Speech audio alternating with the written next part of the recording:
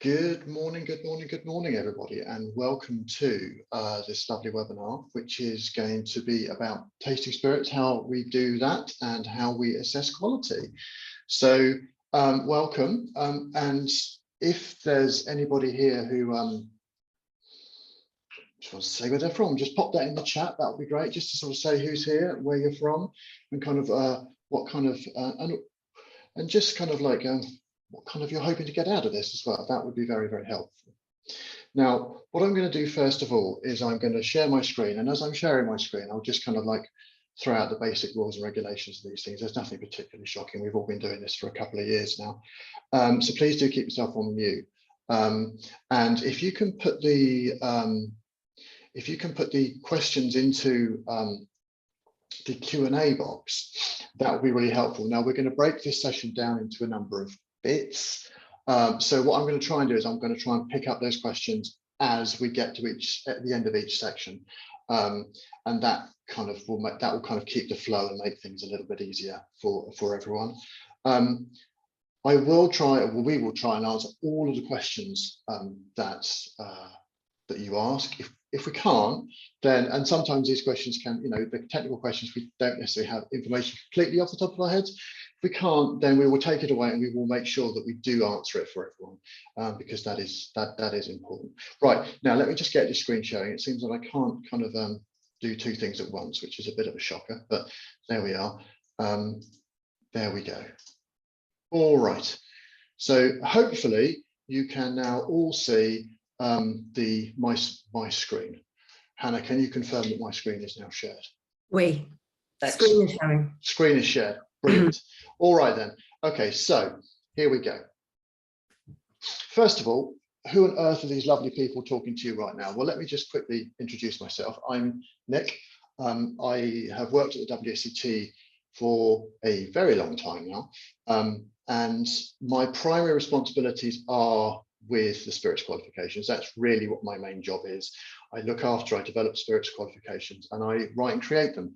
So this is all kind of within the context of my day job.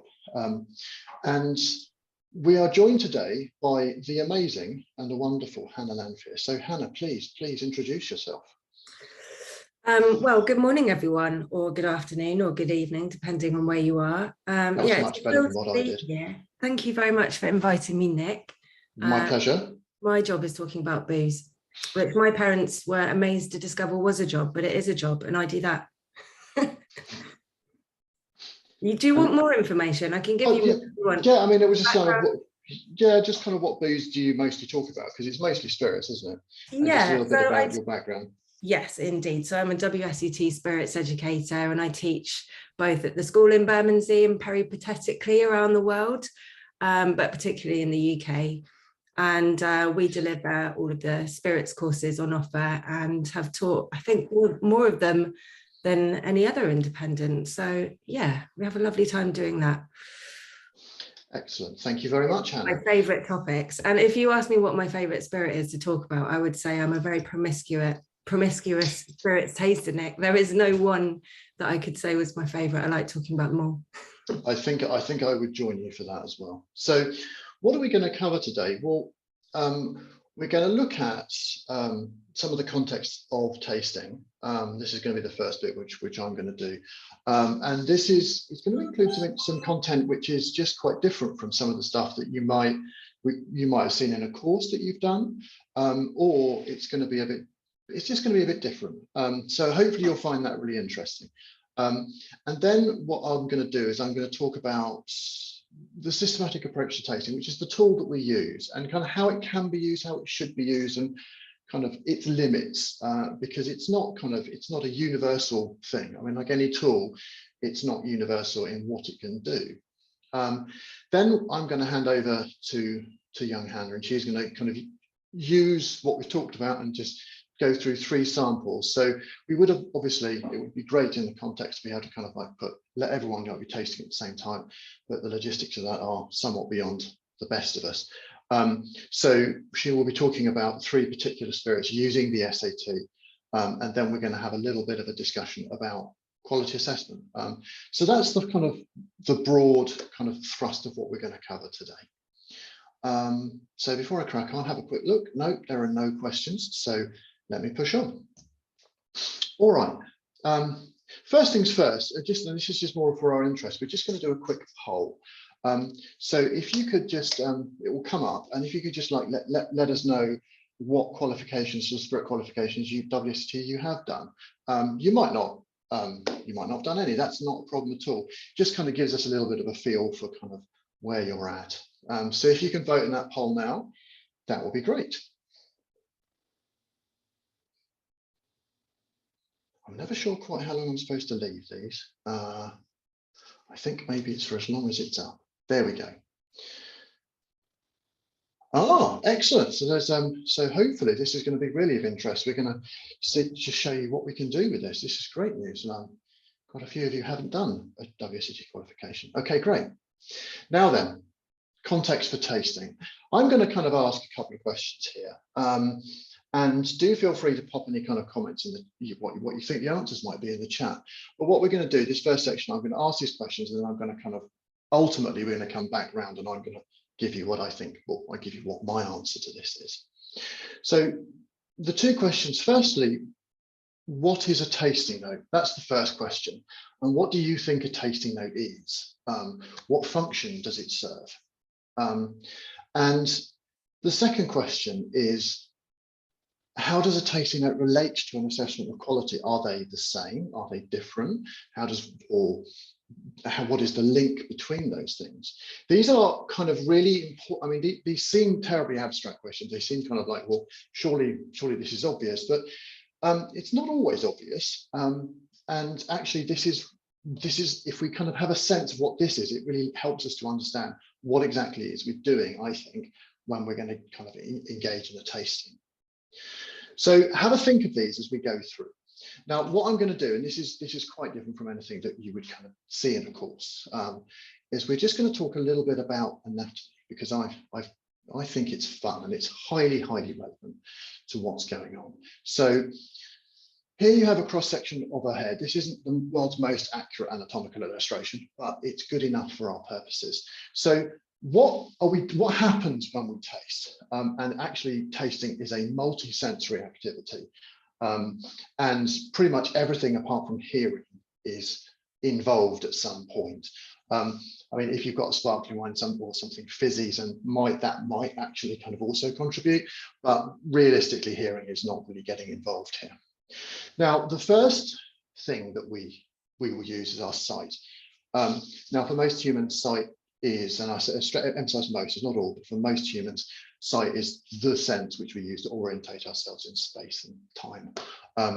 And so a lot of information is coming into our eyes, and the brain has to kind of sift it through. So it will kind of build up an expectation. When you see something, it very much does build up an expectation. And this is quite important when we consider appearance of the spirit.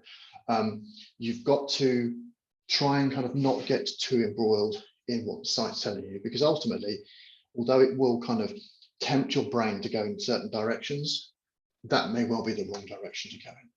So sight's the first thing. It's not kind of obviously involved, but it is very much involved. Now, next up, obviously we have the sense of smell, and the sense of smell is located on the top of the nasal cavity, so quite deep into the face. And the kind of organ of smell is just inside the skull, kind of where the word smell is written. And there are kind of two kinds of sort of smell that's going to go on. So there's with some fancy words here, we have orthonasal olfaction. So basically, when you sniff something, then the molecules that you would detect as smell will come in through your nose and you'll detect them. And when something is in your mouth, or is kind of like in the back of the throat, then some of those aroma chemicals can come sort of, I shall turn around and demonstrate, hopefully, come around that way up the back of the throat, and it can go onto the nose. Now, obviously, for example, when you have a really bad cold, and you're eating your food and nom, nom, nom, nom, nom, and it just doesn't kind of taste like normal, well, that's because essentially there's kind of mucus that's covering over the cells which detect smell, and that's why you can't taste the food normally. So a lot of the lovely stuff that we kind of really kind of give value to is that it's done by the nose. It's not done by the mouth, anything in the mouth at all. It's all done by the nose. So the sense of smell is hugely, hugely important when it comes to tasting. And although we don't have the ability, like say a dog, which would be able to identify, or a cat, which would be able to identify, you know, Uncle Bill was walked through here 5 hours ago. Gosh, he must have gone off in that direction. We can't do that, but we can analyze what we smell, and that's the great advantage we have as humans.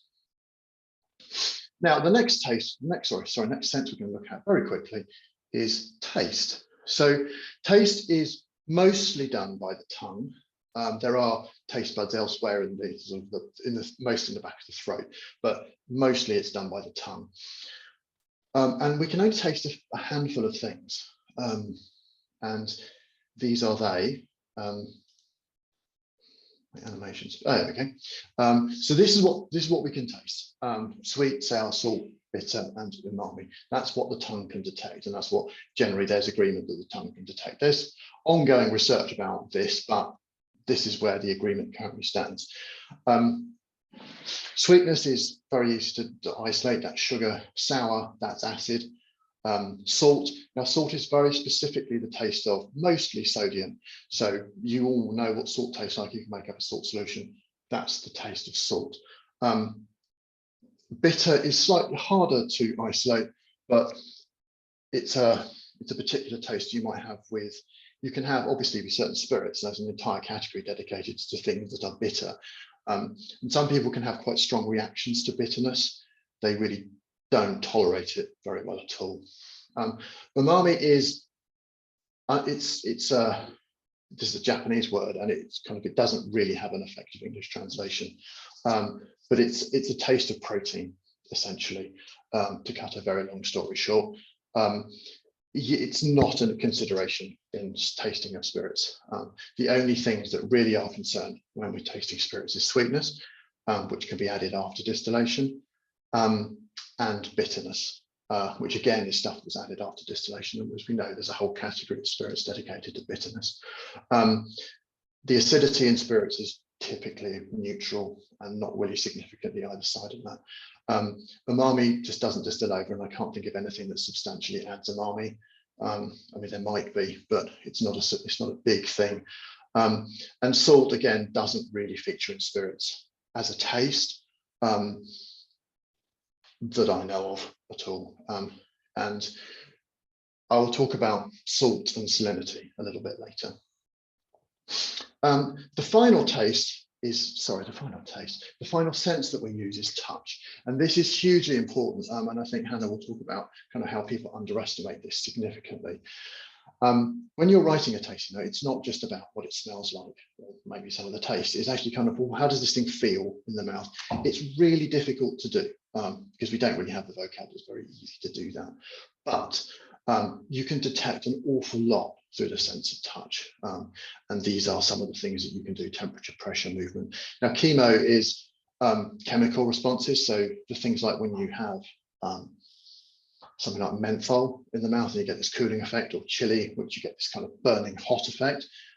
That's coming from very broadly the sense of touch. So touch is incredibly varied sense, and one that is quite often overlooked.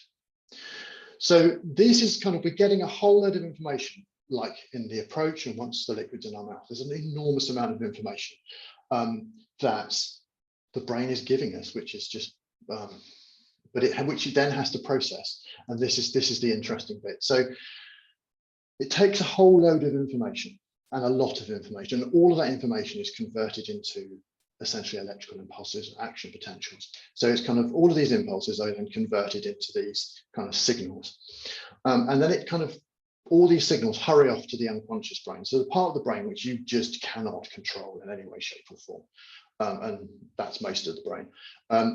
And what that part of the brain will do, it will take all of these inputs and mush them all together, and it will give you an overall impression of the liquid. So when we think about like all of the lovely aromas that we have and it's in the mouth, well, we think that's where it's coming from, whereas in fact it's being detected high up in the nose. But the brain just kind of sticks it all together and gives us an overall impression. And that's what the brain does for us for our convenience. So that's what we become aware of. We don't kind of perceive these things as individual, kind of separated out stimuli. It just gives us an overall impression. Now, this then takes us into this whole question of objectivity and subjectivity in tasting. And this might be a bit of a mind blow for some people, but the reality is, once whatever we experience through our senses is a reconstruction of reality done by our brains for us. It's not reality itself. We never see absolute reality. We never sense absolute reality or any kind of objective reality, because it's all being reconstructed within our brains. So we're all on the same level playing field here of doing the best that we can in the context. There is no kind of completely objective ability here, but we can agree incredibly well. When Hannah and I are tasting together, we will very, very clearly agree which one's got more of this or more of that, or which one's better or which one's worse. So it does though mean that tasting is kind of a bit of a reverse engineering exercise. You've really got to engage your brain in it if you want to, if you care enough to do this. You're just thinking about the individual bits because that's what's giving you this overall impression. How does it work? The other thing, and I really can't stress this enough, is that for me, it's my job to really dig into what I'm tasting, why it's there, how it's like, and that's what Hannah does when she teaches her lessons. And that's part of what our courses are about. It's just kind of like, well, let's try and understand this. But not everyone really cares that much. For a lot of people, it's just a drink, and it's something that they enjoy. And in most situations, that's fine. And I think it's important if someone just says, look, it's a lovely drink, I like that, that's enough. I don't really get that excited about hi-fi systems and cables and gold and stuff, but other people do. It's, yeah, see, I knew you'd get excited about that, Hannah, but other people do. And it's kind of where does our mental effort lie? And that's always important to remember. And I think there are, unfortunately, some people in the industry who do like to judge people because they don't care as much as maybe we do, and that's not right. Now there are limits to what we can do. There are genetic limits, and it's always a fun thing to do to kind of test yourself to see, how much sweetness do you need before you can taste it, and where your limits are. That's always a fun thing to do. It's a very nerdy thing to do, but a fun thing to do. And there are limits to how far you can separate things out. Now, a great example of this would be if you say, for example, I had a daiquiri. So you would have, obviously there's rum in this, but the other two obviously main ingredients are going to be lime juice and a sugar syrup. Now, if you have sugar syrup on its own, it's going to be very gloopy and it will taste very sweet because that's pretty much all that's there. If you have lime juice on its own, now lime has got lots of aromas, but the level of acid in lime juice typically is really uncomfortably high, and it's quite an overwhelming experience. If you have them on their own, they're not great. They don't feel right. You put them together, you can get a lovely balance, but the combined liquid, there is a bit of dilution, but the combined liquid doesn't taste as sweet as the syrup would. It doesn't taste as acidic. So there's a masking effect that happens. So sometimes you have to kind of think past what it is that's going on. So this is the key point, though. There's lots of things at play here. There's lots of interesting factors at play, but the level of agreement that can be achieved between trained tasters is very high. And that's kind of what we're aiming for. We're kind of we're conscious of our limits. We're conscious of what we can and can't do, but actually we do agree quite consistently. And if you have good judging panels, if you ever get the experience to do that, or if you get into the kind of the teaching game, you find there is a great deal of agreement between people, and that's a reassuring thing. So if we circle back to the original question that I asked, what is a tasting note? Well, this is to me what a tasting note is. And this is used in the context of an analytical tasting. So we're really trying to understand the spirit that we're drinking. So it's a kind of a data gathering exercise. I'm gathering information about the spirit using the senses that I'm equipped with as best as I can. It doesn't have to be fancy, it doesn't have to be flash. And actually, quite often, people like throwing words at a page, but actually they're just saying the same thing several times over. It just needs to have the information that you need, and we'll talk a bit about that in a sec. So then what's an assessment of quality? Well, as much as we try with our tasting to be as objective as we can, we know that there are limits to that. An assessment of quality isn't about something of the liquid. It's a value that we give to the liquid. It's like, if I'm tasting something and I'm kind of like sensing the level of sugar, well, that's kind of something that's intrinsic of the liquid. If I'm saying, well, I think this is good or bad, that's a value that I am applying. Now, that doesn't mean necessarily that when you're dealing with tasting in a professional capacity, it's like anything goes, because we all kind of have to have kind of parameters which are going to help us to articulate what we think is good or what we think is less good. And so it's common in tasting to use criteria of like, well, does this measure up? And that's very true of most things in human life. We have to have something, rubrics by which we can judge things. Otherwise, it becomes very, very difficult to make sense of things. So it's questions that we ask of the thing that we've just had. And you can apply knowledge from spirits production, that can be really helpful, or it can be kind of aesthetic criteria, things that we value, things that are of value to us. And that's kind of the difference. So I kind of, when I'm tasting and when I'm teaching tasting, I will go about, like, okay, let's get some information, what's going on in the spirit. And then I will go, okay, let's have a think about the quality. So we'll talk a little bit about quality further on. So what I was going to do now, we're going to get to the end of this section, but before I crack on, I can't see any questions up there. But I was going to ask Hannah if she had kind of, when she's teaching, the things that she might kind of focus on, or things that you might find that people get confused about. I will unmute myself. I teach tasting a lot, and with mostly folk that work in the cocktail and spirits industry in some way. And my feelings are that all of us are on this journey where we are constantly improving at tasting.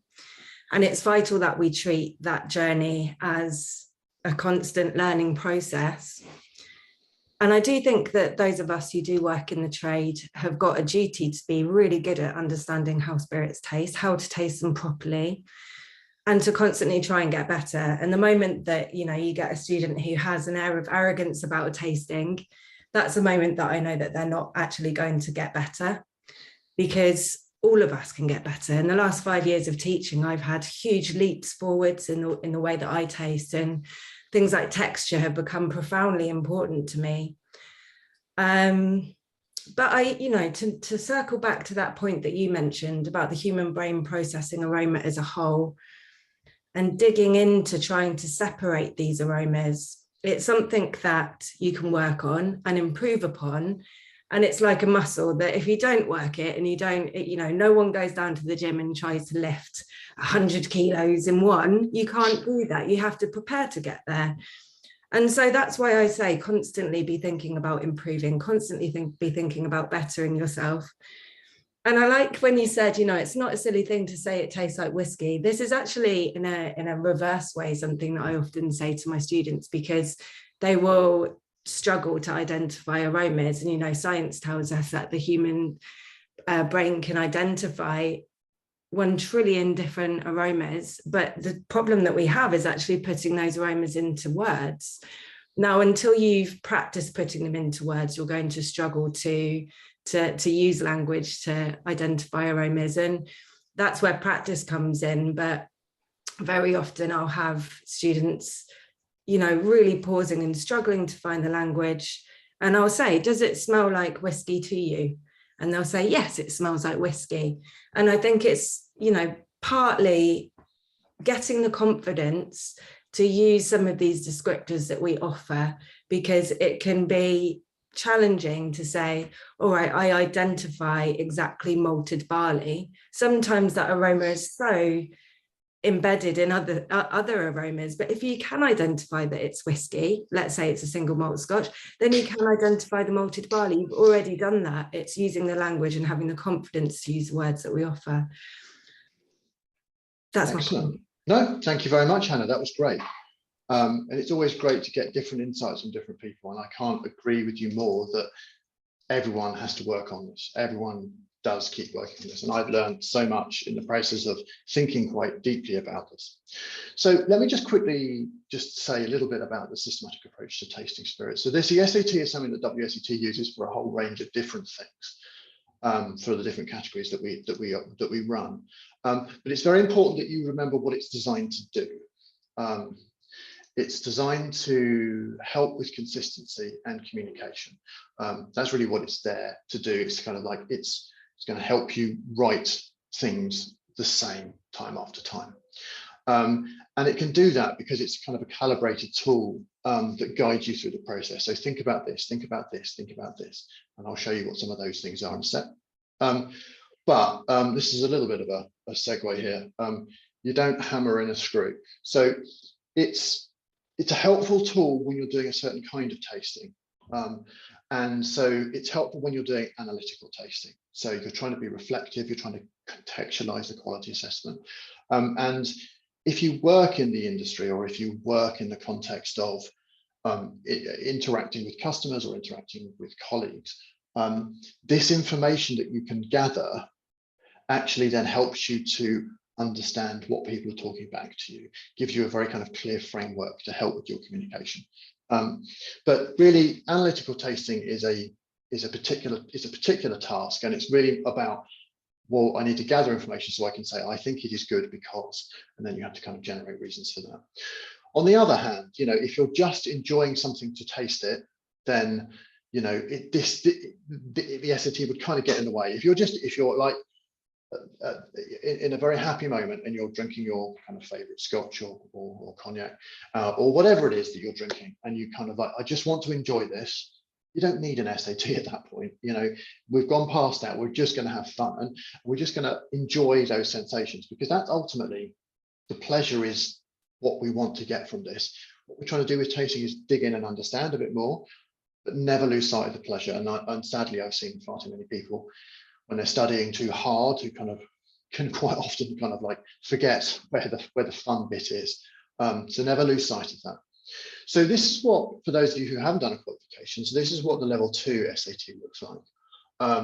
We don't have the time in a simple 1-hour session to go through all of the ins and outs of this. So I'm just going to highlight a couple of things, which I can ask us questions if you want to kind of maybe put some bits in the chat, see what you think, but I'll just kind of talk through a couple of these lines.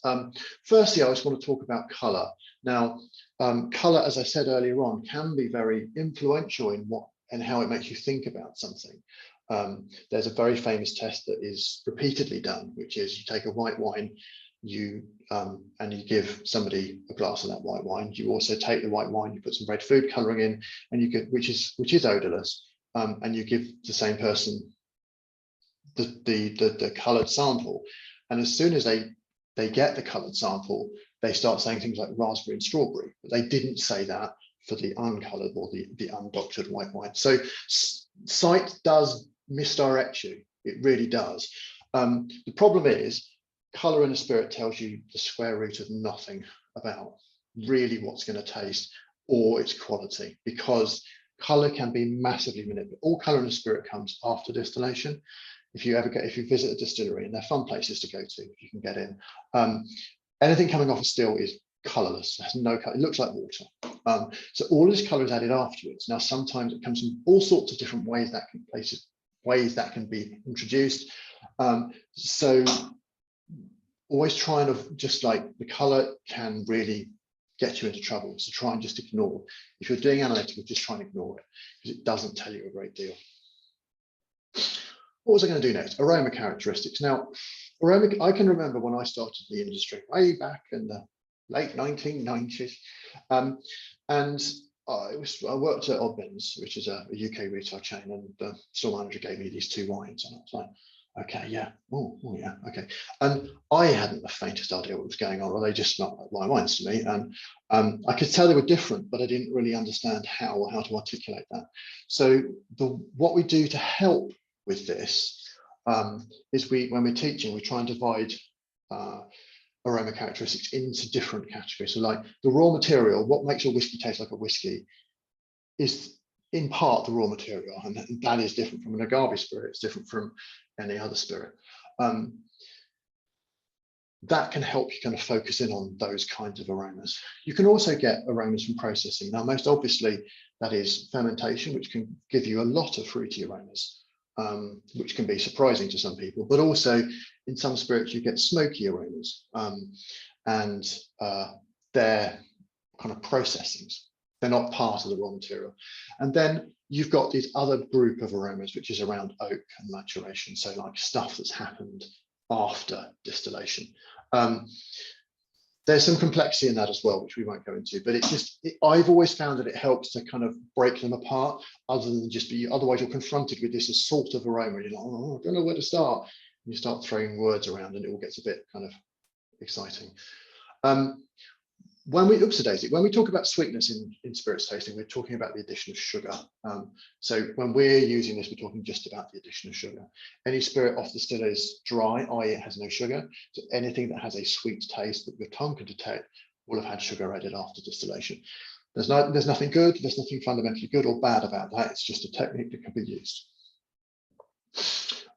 Texture, as Hannah has said, and she said that really very articulately, the texture is so important when it comes to tasting spirits. The feel of how it is, and it's so difficult to describe, but it's something that you've really got to try and allow yourself to get into, because it gives you so much insight into how that spirit is working. Now, when you start off tasting spirits, you can quite often, your initial response can just be ouch, because it's alcoholic, it's hot, the mouth is like going, seriously, what have you just done to me? And it can be quite challenging, but you kind of need to get used to that. You can add water, that's fine. That's what most people will do if they're doing big tastings anyway. But really just try and explore how it's feeling, and just try and describe it as best you can. Use the metaphors of touch, which we have, which relate to our hands. That's where I always start. And it might sound silly to say that a liquid feels rough because it's wet. I mean, that's fundamentally what it is, but it's the best that we can do with the language that we've got. Now, one last thing I just wanted to quickly say about Daisy, about length. No, behave yourself, animations. About length is that please remember that these are observations. Now, we're not going to get into this today, but I absolutely think that a vodka can be outstanding, and there are significant differences in different kinds of vodkas. Hannah's very recently conducted a tasting, which had a whole load of different neutral spirits, which you may speak to just after this, and they are just different. They're not the same, and some are better than others. So we'll talk about how we can think about that in a second. But if I say something has a neutral aroma intensity and has a short finish, that's not a proxy for this is bad. Similarly, if something is pronounced and complex, that's not necessarily a proxy for outstanding. They're descriptions, and then what we do with that information comes later. So anyway, Hannah, did you want to maybe speak about that tasting that you did? And then I think we've got some questions to answer before we get on to the tastings themselves. Well, yes, I was tasting essentially neutral spirits that are used as the blank canvas to make gin. And it was really fascinating, because technically we're talking about the most slight and slender of differences between them, but there were differences. But, I love vodka actually. And I think we're in a modern era of an explosion of craft vodkas that have got exceptional texture, exceptional character, length. And we know from learning at the level 3 level, at that more advanced level, that you can actually add in even distillate that's of a slightly lower distillation strength as well. So how you get to that greater flavour is variable, I guess. But yeah, no, I'm a really big fan. Mm-hmm. And Nick, make sure that I bring you some of that Oxford Artisan Distillery Distillers Reserve vodka, because it's pretty much all gone. I've got the last 3 bottles in the world. It's been matured for 3 years, so rested inertly. It's texturally amazing, and it's all heritage rye and so delicious. You would love it. Yeah, I'm a big fan of the Oxford, what they're doing with their heritage grains. I think it's really interesting. So we've got some great questions here, which I can quickly go through, hopefully. Tussar has asked, do aroma kits really help in training the sensory organ? I have mixed feelings about aroma kits because they tend to teach you just about what an aroma kit's like, rather than necessarily what a spirit or a wine's like.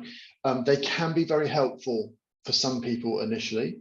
They're also quite expensive, I seem to recall. But ultimately, you've got to transition away from that and into the spirit itself. So I would say they can be useful, but with reservations, because otherwise you just end up very good at identifying the aroma kit rather than what's in an actual spirit. Okay, next question is what is louching or louching? There are various different ways of saying it. Basically speaking, if you have a spirit, mostly it's aniseed spirits, you add water, it goes cloudy and opaque. The reason for that is something comes out of solution and forms, it's anethol comes out of solution and forms an emulsion. So if you actually add pure alcohol back into that, it will go clear again. So that's what louching is. Yeah, so Claire, the tasting spirits is hard work. I'm not going to deny that. And if it does, the alcohol, high levels of alcohol do burn. So if you're a kind of a novice spirits taster, the best thing you can do is to add water. So you can add up to about half and half. That will be, as long as you're doing the same and you're doing it consistently. There's nothing heroic about drinking neat spirits, particularly if it's cask strength. It might be very, very strong. And actually, if I'm doing a lot of tasting in a day, so I'm judging, I will quite often, it's just you have to do that, otherwise you just get battered. So just add water, and that takes some of the sting out, and it makes it a lot easier to then identify the various different aromas and some of the textures. Lucas, you've asked a really interesting question there. What I would ask you to do is, if you can, which is about kind of like having kind of more of a, I think what you're asking is about more of a community of people who maybe have taken level 3. I think that's what you're asking. I think that's a really good idea. It's not something that we've kind of done yet, but I think that's a really, really positive idea. And we certainly, at level 3 is obviously at the moment our highest qualification, so it would be good to have some kind of alumni activity potentially. I'm not saying this could happen quickly. We have a lot on at the moment, but I think that's a really, really interesting question, and I think a very helpful nudge, because it can be tricky if you kind of have done something in an intensive way, and then you kind of don't have a community you can kind of talk to in those ways. So that's a good question. That's a great question. Do you have focus courses on a subset? Okay, so no, we don't. So at the moment we are generous. So, I mean, like for sake, which is a brewed beverage, not a distilled beverage, it's a brewed beverage. We just do sake as a totality. So at the moment our courses are generalist, and the reason for that is because most people in the profession will have to deal with a whole group of, they have to deal with lots of things. Now, as enthusiasts, people tend to specialize. People tend to kind of like go, oh, I'm deeply into whiskey, or I'm really into rum, or whatever. If you're a spirits professional, you do need to have a good knowledge of everything, because you're going to be encountering it. You can't just, I mean, it's very unusual that you'd be able to hive yourself off completely and never have to deal with another kind of category. So that's where we are at the moment. So if we do ever do a level 4, that will probably be slightly different. Can I consider a short length of a spirit lasted for 5 seconds?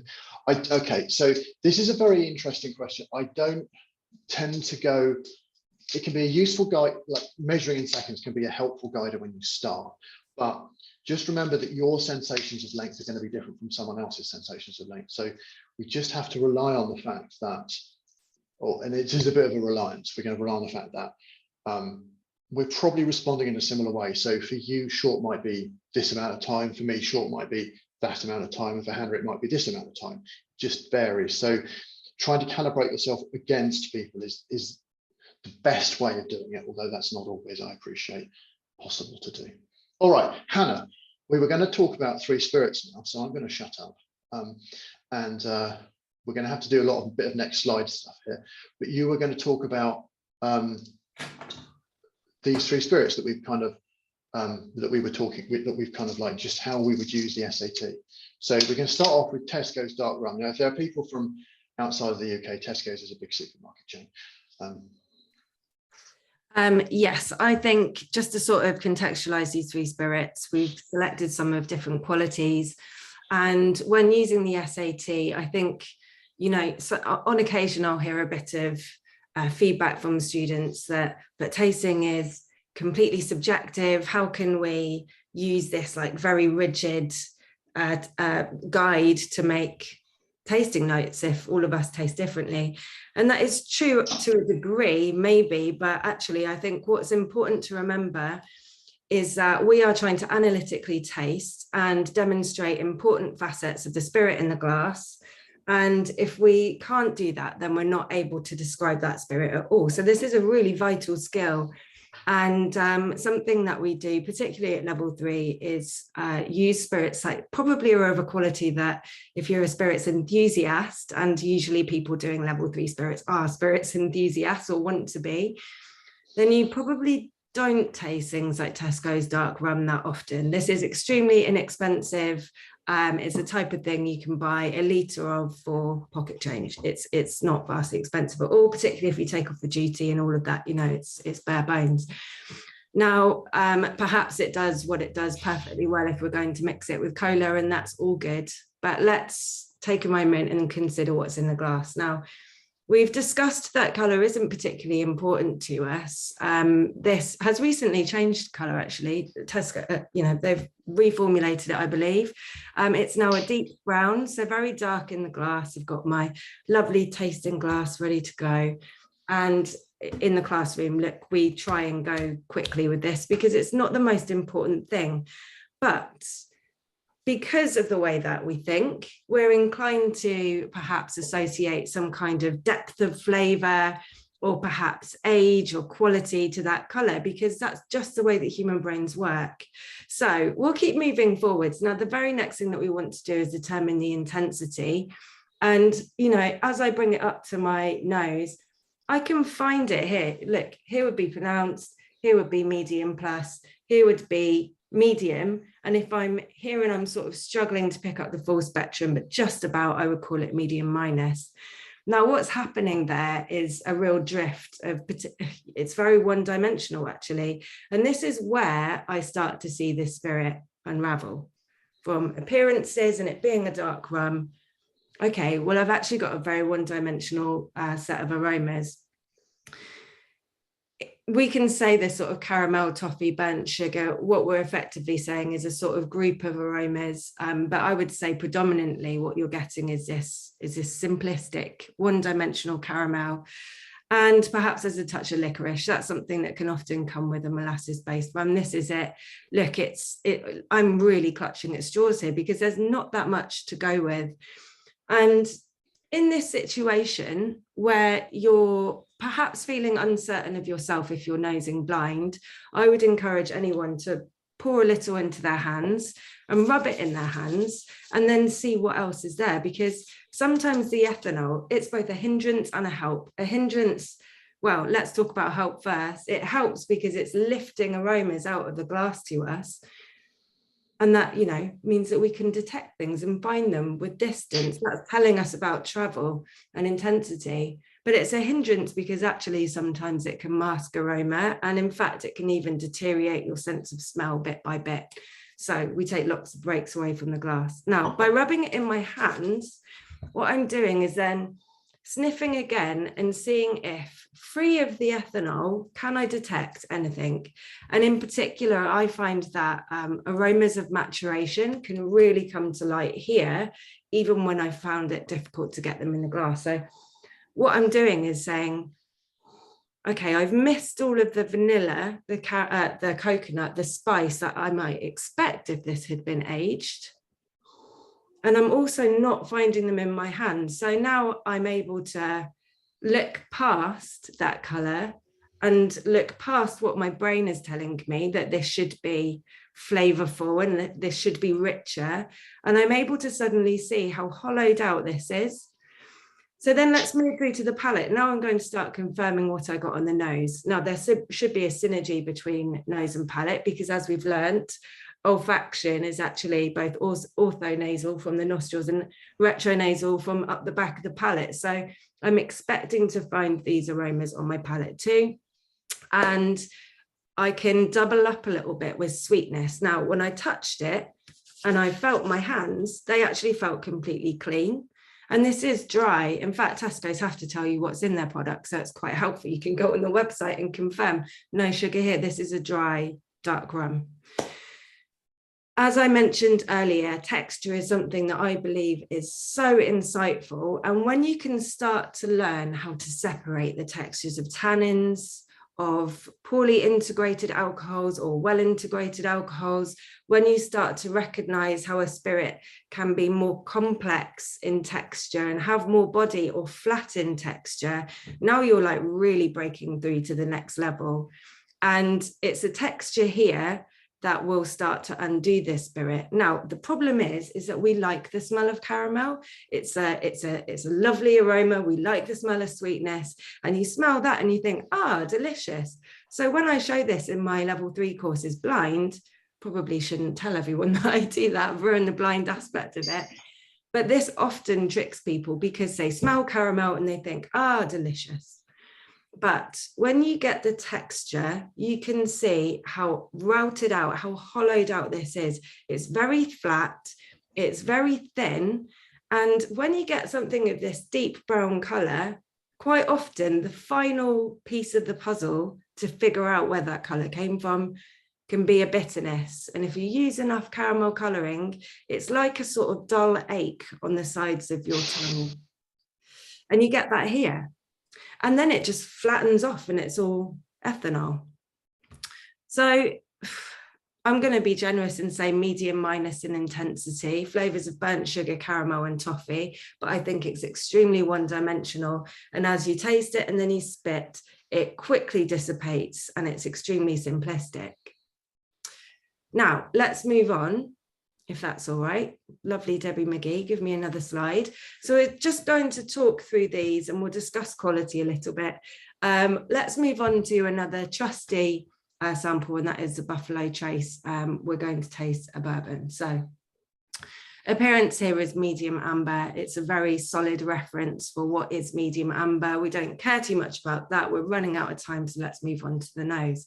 Now, I think this is quite a fantastic example of, you know, the aromas that you might hope. We've got the grain, we've got the wood, and we've got some of these nice fruity aromas that we can expect of American whiskies with their use of proprietary yeast strains and so on. Exploding that can be difficult. So I would encourage you just to start practicing, recognizing, using these words. For me, cornflakes was a breakthrough. I was trying to identify the corn here. If you want to use popcorn or sweet corn or maize, whatever it is, that's fine. We try and be not too fanciful. So even cornflakes is pushing it a bit, to be honest. Now, there's a nuttiness here. We can find dried fruits. There's some subtle misc fruitiness. And I think, you know, often I'll describe this as juicy fruit chewing gum because it's almost like a conglomerate of fruitiness, but we will try and break it down a bit more. Now I've picked out banana and fig, but you know, what we're smelling is esters, and those can be quite hard to pin down sometimes. We've got citrus zest, and I think this could be coming from the rye, and then a big hit of new American oak. So we've got the dominant vanilla, the coconut, and the baking spice. Now I've sequenced those aromas very much in the order of what we're looking for: raw material, processing aromas, and then we've got some maturation. Often that's not the way that people taste, but try to push yourself to remember and recollect to pick something from these different possible parts of production. Because if you don't, you might miss something that's really key about that spirit. And, you know, if you're tasting a sort of very typical pot distilled Jamaican rum and you forget to tell me about the banana and overripe pineapple, then you've missed a key facet of what makes that Jamaican rum. If you're talking about a cognac and you talk only about the maturation, you're missing a key facet if you neglect to say something about the raisin or the grape or the fruitiness that's there. So that's why we try and be very holistic here. Let's move along. Now, palate is dry. I'm not going to taste on camera because I know these inside out, and let's keep cracking on. There's no sugar added here. Recall that when we talk sweetness, we're talking about, has sugar been added? We cannot add any sugar here. It's completely dry. And this is a textural thing as well. Now, if I rub this in my hands, again, I'm feeling no kind of tackiness. My hands feel totally clean at the end. And to talk about intensity here, when we say medium plus, you know, I find this at the lips. It seems to me it might be peculiar to call this medium plus because it's a big bombastic spirit. It's got a low distillation strength, new word. Why isn't it pronounced? Well, I do think that this sort of ethanol that you get and that kind of spiritousness that you get with American whiskies just means that it doesn't actually reach all the way out the glass. Now, I would say medium plus. If you said pronounced on the palate, I could take that. I would hear it. But we have to pick one. So I've gone for medium plus. Now, corn, dried fruits, vanilla, baking spices, what we've had on the nose pulls through to the palate. Sometimes some of these more estery aromas dissipate a little bit. So some of that banana might not come through to the palate. And let's discuss this texture then. Now, immediately, I've got this huge mouth-filling flavor. I can sense it in the back of my gums. But to talk about body, which is almost something slightly different there, we've got this explosion from their bottling strength of flavor. But then with body, this is a little bit less oily or thick than perhaps another type of spirit. And I think that's worth observing. Now, we get warmth, and that's both from the alcohol itself, but then we also get some warmth from the tannins, and you can almost learn to disconnect these and figure them out, like what's happening there. So I do have that warmth. There is almost a needling of the alcohol, but actually through maturation, they've tied in that sharpness that could be in an American whiskey. And then as this dissipates, I can feel that sort of grip in the finish. Think about texture as a sequence of things that's happening over time. It's not just a static thing. And that can be really illuminating, you know, changing the way that you taste. So to move on, the finish is medium plus. Actually, we've got good consistency here from intensity on the nose, the palate, and then the finish also does what we kind of expect. We've got some complexity here. While we've listed lots of things for a spirit of this type, we kind of expect to find these clusters of different aromas. And that's something when you start to move into level 3, we're not just saying, does this have lots of flavors or less flavors? We're saying, does it have lots of flavors or less flavors, considering the type of spirit that it is? We're really asking you to push yourself to be more educated in these spirit categories. So we're adding some nuance, and that's the only place on the SAT where we're trying to ask of you, you know, is this doing what it should do for what it is? So we'll come back to the conclusions. Lovely, Nick, please move on. And this is a sample that gets us very excited.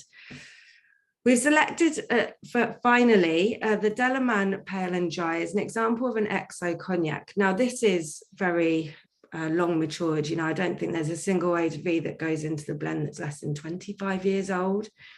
And they don't add any additives, you know, with cognacs. You can add some sugar, you can add things like boisé. This is additive free, no obscuration. The appearance is pale amber. And coming through to the aromas on the nose, I would say medium plus intensity. Something like this, you might pour it and find it a little bit closed, and it will unfurl a bit in the glass. So ultimately, it should come to medium plus. And what do we expect of something like this? Well, I'm immediately looking for some fruit because it is a fruit spirit, and raisin is an obvious touchstone there, isn't it? But perhaps grape. What I find amazing about something this old is it has so much fruit in it, has so much florality. It's in fact incredibly complex. We've got raisin, we've got violets, we've got apricot, and these are things that I associate with the raw material. This passion fruit and zestiness, actually, I believe to be the product of long maturation. And it's something that is a really wonderful and almost like a unicorn of Rancio, where you start to get these exciting, almost sweaty notes. There's nuts. This is from maturation as well. We've got that sort of deep, not earthiness, but nuttiness, vanilla, toast, brioche, baking spices. These are all aromas from the cask. It's wildly complex. I'm sure that we could stick with that and find more, but ultimately what we're trying to do is write a complete tasting note. We're not getting too fanciful here.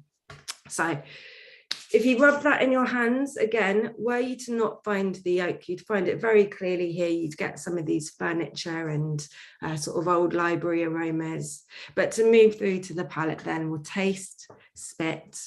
This is dry. And it is that sort of drying sensation that you get on the palate. We haven't got a sweet spirit here, so I feel like I should touch upon what I would be expecting if there were to be some sugar added. Is quite typical of a cognac.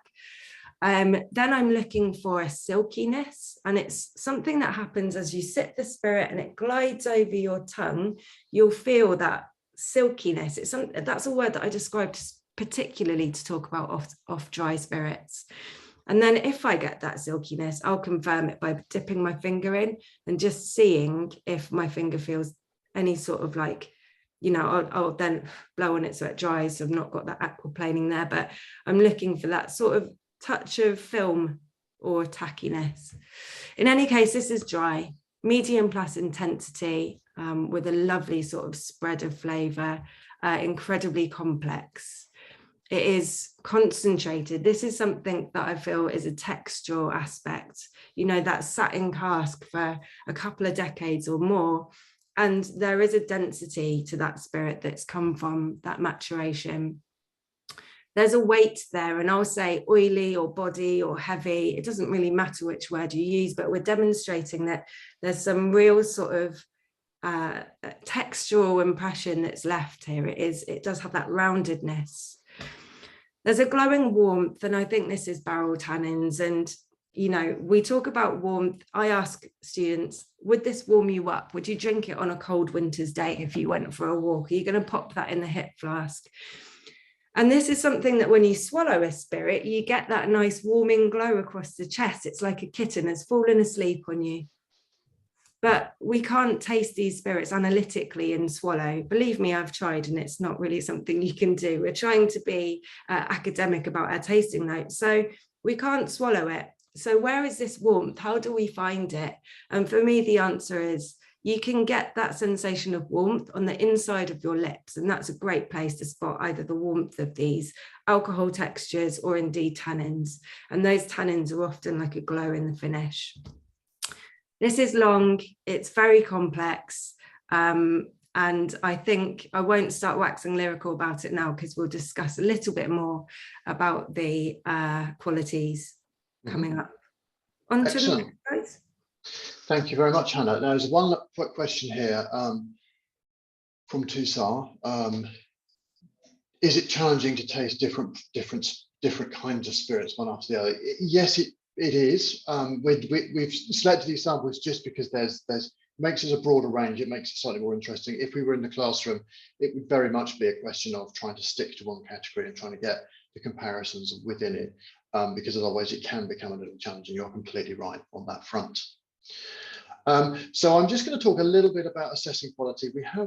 We're stretching time a touch, so we're going to have to crack through this maybe a little bit faster than I would prefer, but there it is. So when we're thinking about quality, we have to think about things are very, very different, but we have to we kind of have a universality to the criteria that we apply, and this does really work. So the analogy that I very often use is to say, well, look, you've got two very, very different pieces of art here.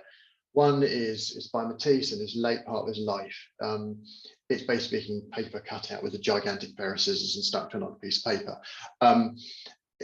cheap to make, very quick to make. On the right, we've got an oil painting by Vermeer. Hugely expensive pigment was used. It would have taken him a long time to do this. Very, very different pictures. One of the common theme here is probably blue and the female subject. They both capture something very expressive but very different. So they can both be considered to be masterpieces, but how they get there is different. And we have to always bear this in mind when we're judging the quality of a spirit. You can't just kind of like, well, it's not like a whiskey, therefore. Well, it's like, well, that's not really relevant. And so this particularly happens to pour off vodka, but we're not going to look at that particular knotty question here. So when it comes to deciding, we do need to think, we need to be open-minded. We need to be kind of sit back and allow things to show their potential. And we have criteria which are going to allow us to ask helpful questions about the data that we've gathered. So these are the questions that we would ask ourselves about balance, the aroma balance or the textural balance, and how does it feel?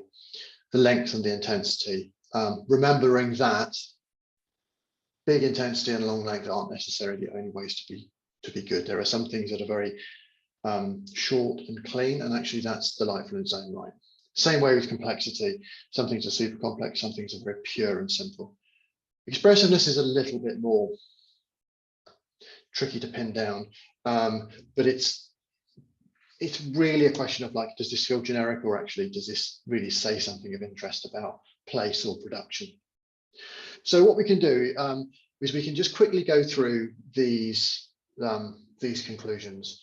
And just kind of, you may well have a view based on Hannah's tasting notes where you think these have ended up, but let's see if you agree. So let's go back to our Tesco dark rum and see what we've got. I'll tell you what I'll do, Hannah, is I'll just bring all of the bits up, okay, just onto screen, so you can kind of discuss them sort of in a flowing way. But I'll just leave off the quality at the end. Just you shout me when you want the quality brought out. Yeah, so to consider balance is something that can be about the balance of aromas, but also the balance of texture. I would say those are the two facets. If we've then got oak, it might be, has that oak maturation been done judiciously? If we've got sugar, it might be, is that in balance as well? So it can be multifaceted, but those are the two key ideas. And because it was one-dimensional in aroma, I felt like that is already not balanced. When you want to taste a rum, I want some rumminess, and this is actually absent of rumminess, and it was particularly on the palate that I was looking for some of that richness of the raw material, and it just isn't there. So the alcohol is not balanced, and it's that hollow texture, hollow mouthfeel, and bitterness can be fine in a rum, but here it was displaced. Now that length and intensity, it just fell off a cliff.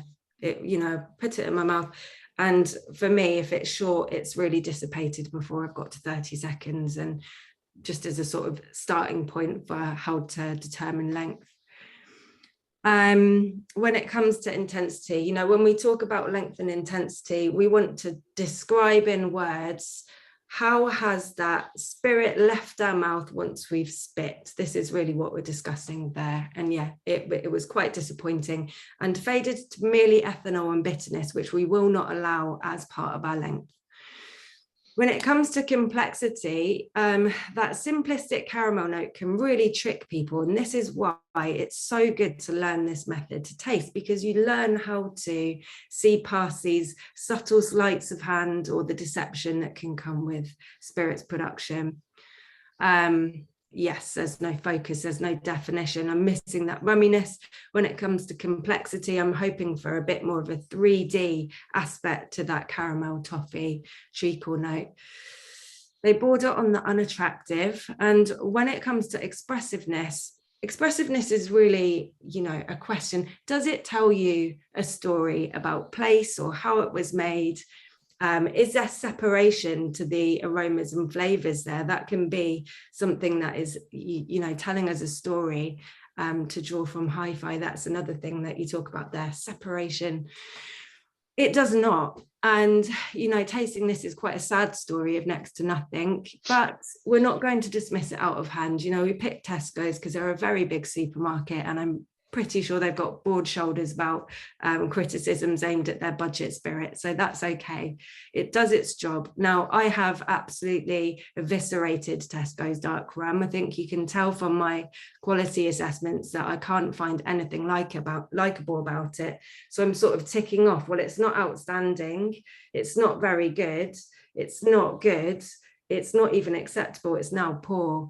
So poor Tesco's, we're not a big fan of it. But as I said, if I was having a barbecue and someone bought it, we'd mix it with Coke, and that's fine. Let's move along and talk about then how we might assess the quality of Buffalo Trace.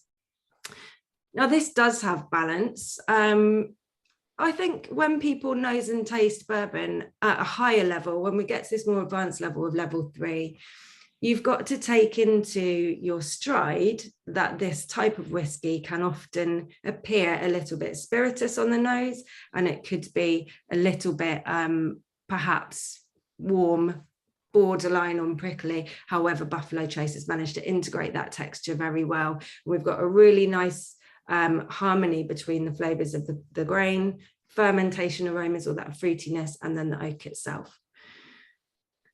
Now, could we say that this is outstanding? I think there are those that would say, what's the problem here? And I think we're going to quibble a little bit. The flavors are bold, but there is a sort of fade to that length.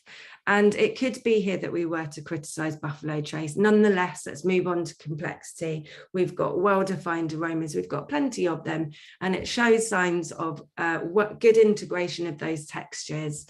Now, it is expressive. It shows its raw material. It shows that separation of production, and we're going to knock it down to very good here. But nonetheless, I think this is a very well-made American whiskey and a fantastic bourbon, particularly at the price point. So we like that very much. And then let's close with the Delaman. Now, I'm pretty sure it was clear that I loved this. Phenomenal. It's lovely. Oh, it's so good.